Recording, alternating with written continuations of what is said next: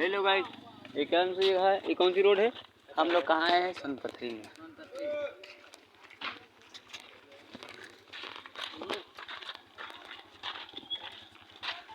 जंगल है। झंडा के क्या भैया?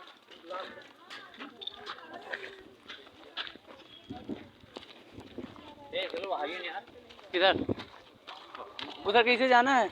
वह पत्थर से। देखो गाड़ी देखो। ए चलिए बदे बाहर घूमे। ये मोटर आवत। अबे पहले इधर आया है। पनिया कहाँ नहीं करते यार?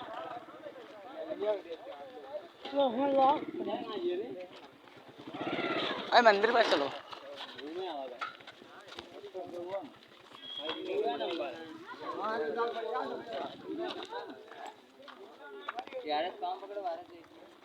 कौन पे चला इसका?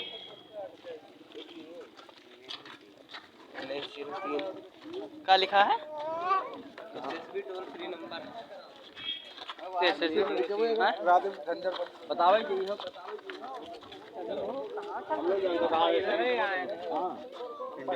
हम ना इंडिया में ना नेपाल में।